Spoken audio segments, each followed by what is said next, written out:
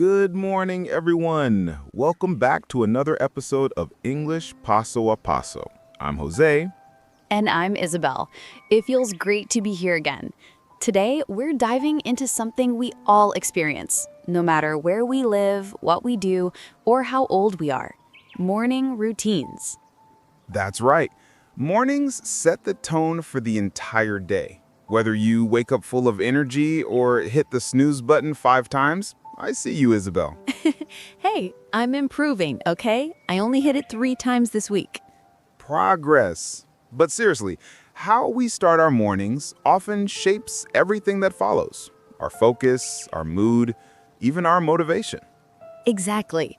So today we'll explore different kinds of morning routines, how people begin their days, from students to office workers, parents, and even freelancers. And of course, we'll share a bit of our own routines too. And before we get started, if you enjoy these kinds of real-life English conversations, don't forget to subscribe to our channel, English Paso a Paso. It really helps us keep creating content for you. Yes, and leave a like if this episode helps you or just makes you smile in the morning. So, Jose, how does your morning usually start? Well, I'm a pretty early riser. I usually wake up around 6 a.m. The first thing I do is open my curtains to let the sunlight in. It makes a huge difference. Then I drink a glass of water and stretch for 5 minutes. That sounds peaceful. Do you check your phone right away? Honestly, I used to, but now I try not to. I noticed it made me anxious, too many notifications, so I wait until after breakfast. Smart move. For me, mornings are a bit more chaotic. I usually wake up around 7:30, sometimes later. The first thing I do is make coffee. No talking before that, please. You and your coffee. Absolutely. Then I play some light music, usually something acoustic, and take a few minutes to write in my journal. It helps me clear my mind before the day begins. I love that. It's interesting how everyone's morning says something about their personality. You like a calm start with music and reflection, while I'm more about structure and getting moving early. Exactly. And there's no right way. It's all about finding what works for you. Now, let's think about our listeners who are students. What might their mornings look like? Probably a lot of alarms, rushing, and maybe skipping breakfast. So true. A typical student morning might go something like this. 5 more minutes. Alarm buzzes again. Okay, I'm up. They get out of bed, brush their teeth, put on their uniform or comfy clothes, grab their backpack, and head to school or university. Right, and some students like to listen to music on their way to class. Maybe they grab a quick snack, like toast or a banana, before leaving. Or a quick coffee if they're in university. I remember those mornings. Walking to class, half awake with a cup of coffee that felt like my best friend. Oh, I remember that too. And depending on their schedule, some students might use mornings to study or review notes before class. Exactly. Mornings for students are often about trying to be on time and staying awake. But there are also moments of independence, learning to manage your own time, even when you'd rather stay in bed. Speaking of coffee, what if someone stops by a cafe before heading to school or work? What kind of English might they use? Great question. Let's imagine this. Customer, good morning. Barista, good morning. What can I get for you? Customer, I'd like a cappuccino, please. Barista, sure. For here or to go? Customer, to go, please. And could I have it with oat milk? Barista, of course. That'll be $4.50. Customer, here you go. Barista, thank you. Have a great day. Customer, you too. That's such a simple but realistic exchange. It's polite, friendly, and totally natural. Exactly. And little interactions like that, saying good morning, please, and thank you, can really brighten someone's day. Totally. Even if you're tired, taking a second to smile at the barista or wish someone a good morning can lift your own mood too. Now, let's move to another group, people who work in offices. Their morning routines can be very different depending on the job. Yes, some people have to wake up super early to commute, maybe spend an hour or more in traffic or on the train. Exactly. Picture this. The alarm rings at 6 a.m. They get dressed, maybe check emails quickly, and grab breakfast. Something easy, like cereal or a sandwich. Then they rush out to catch the bus. And on the way, maybe they scroll through social media or listen to a podcast. Hopefully, English Paso a Paso. That's right. It's a great way to learn while commuting. Once they reach the office, the first hour is usually about catching up, checking emails, greeting colleagues, making coffee again. Coffee seems to be the universal morning ritual. Definitely. And some people like to chat a bit with coworkers before diving into work. A friendly, "How was your evening?" can set a nice tone for the day. Yeah, that small social moment helps people feel connected before the busy hours begin. Now, let's talk about parents. Oh boy, that's a completely different kind of morning routine. Oh yes, parents are real superheroes in the morning. Exactly. Imagine this. The alarm rings at 6 a.m., but instead of thinking about their own breakfast, they're already packing lunches, waking up the kids, and trying to find missing shoes. Where's your backpack? Did you brush your teeth? The bus is coming. Exactly.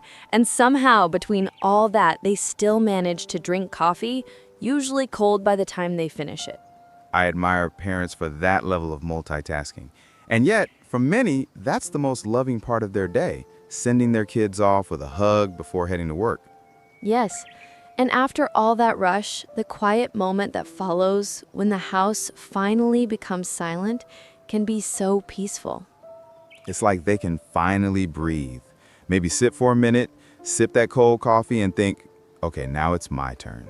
That's beautiful. It reminds me that morning routines aren't just about tasks. They're about small acts of love, care, and preparation for the people we value. Absolutely. And even though everyone's morning looks different, there's something universal about starting the day with purpose. That's right. So far, we've talked about students, office workers, and parents, but now let's talk about a group that's totally changed how mornings can look: freelancers and remote workers. Oh, yes. Their mornings can be very different. No alarm clocks, no commute, maybe even working in pajamas. That's true, but it's not all lazy mornings. A lot of freelancers need strong discipline because when you work from home, it's easy to stay in bed a little too long. Exactly. For freelancers, structure is something they have to create for themselves. Right. Let's imagine a typical freelancer's morning. They might wake up around 8 or 9 a.m., make a cup of coffee, and open their laptop. Some like to journal or make a quick to-do list for the day. Others start by checking client messages or replying to emails. And a lot of them have a no-rush vibe. They don't need to run out the door, but they do need to focus. Yes, some freelancers even use their mornings to work out, meditate, or read something inspiring before jumping into work. It's kind of about setting your energy right, isn't it? Because when you work alone, your mindset becomes your office. Beautifully said. Your mindset is your office. Now, what about artists or creative people? Writers, musicians, designers. Their mornings can look a bit different too. Totally. Creativity doesn't always follow a strict 9 to 5 schedule. Some creatives love early mornings. The quiet, the fresh air, the peace. Yes, I love that feeling. A writer might sit by the window with tea, letting the sunrise inspire their first sentences of the day. Or a musician might strum a guitar while the world is still half asleep. It's such a calm, magical time. But on the other hand, some creatives are night owls. They might go to bed at 2 a.m., so their morning starts at 10 or 11. True, and that's okay too. The key is not when you start your morning, it's how you start it. Exactly. Creativity often flows best when we start our day in a way that inspires us, whether that's through music, exercise, journaling, or just silence. And I think that's a great lesson for everyone, creative or not. Your morning is your launch pad. The more intentional you are, the smoother the flight. I love that metaphor. You know, Isabel, something I've noticed is that morning routines affect more than just productivity. They affect mental health too. Absolutely. Having a consistent routine gives your brain a sense of control and safety. Even small habits, like making your bed or taking a shower, send a signal that you're starting fresh. Right. And when you skip that structure for too long, you can start feeling lost or unmotivated. Exactly. That's why people who work from home or go through big life changes often rebuild their day by rebuilding their mornings. It's amazing how something as simple as making coffee or taking a short walk can ground you emotionally. Yes. And I think the most powerful part is that your morning routine doesn't have to look like anyone else's. It just needs to make you feel balanced and ready. You know, Isabel, I've also noticed how morning routines can look completely different around the world. Oh, absolutely. For example, in some Latin American countries, breakfast might be a big family moment with eggs, bread, coffee, and lots of conversation at the table. That sounds lovely. And in Japan, mornings are often peaceful. People might start with quiet reflection and a light, balanced meal. Meanwhile, in many parts of Europe, mornings are all about speed. A croissant, a quick espresso, and out the door. Simple and fast. Exactly. But no matter where you are, that small ritual, whatever it looks like, gives structure to your day. It's like saying, okay, world, I'm ready now. You know what, Isabel? I'm curious about our listeners. Me too. Let's ask them. Friends, tell us in the comments, what country are you from and what's your typical breakfast like? Yes, do you eat something traditional from your culture, like arepas, tamales, or maybe pancakes? Or do you just grab a coffee and go? Coffee, croissant. We'd love to know. Share your morning breakfast in English. It's a fun way to practice and also show a little piece of your culture. Exactly. Because even though our mornings look different, they all share one beautiful thing, a fresh start. Before we wrap up, let's talk a bit about mindful mornings, starting your day with awareness instead of rushing through it. Yes, mindfulness doesn't have to mean meditating for an hour. It can be something small, like noticing how your coffee smells or listening to the birds outside. Exactly. It's about being present. Too often, we start our day on autopilot, checking our phones before we even breathe. Right. And then we wonder why we feel stressed.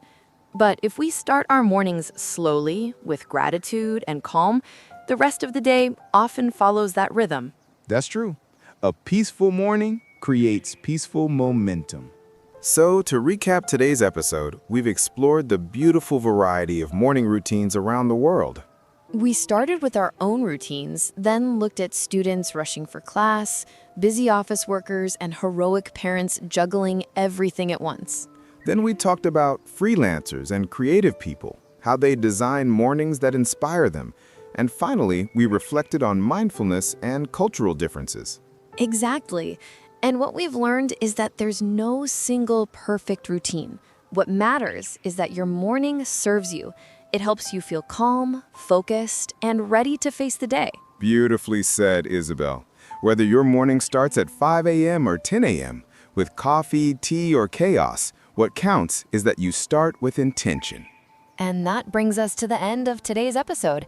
Thank you all so much for joining us on English Paso a Paso. Yes, thank you for spending this time with us. We hope this episode made you smile, reflect, and maybe even inspired you to make your mornings a little more special. Before we go, we have a small favor to ask. If you enjoyed this episode, please subscribe to our channel and leave a like. It really helps us keep growing and reaching more English learners around the world. And now, it's your turn. We want to hear your morning routine. Don't be shy. Write it in the comments below in English. Yes! Tell us what time you wake up, what you do first, and how you get ready for your day. And we'll be replying to some of your comments to help you write it even better in English. That's right. This is your safe space to practice. Remember, mistakes are just proof that you're learning. Beautifully said, Jose. So go ahead, Share your morning story in the comments. We can't wait to read it. And until next time, keep learning, keep growing, and take every day step by step. Or, as we say in Spanish, paso a paso. See you in the next episode. Have a wonderful day, everyone.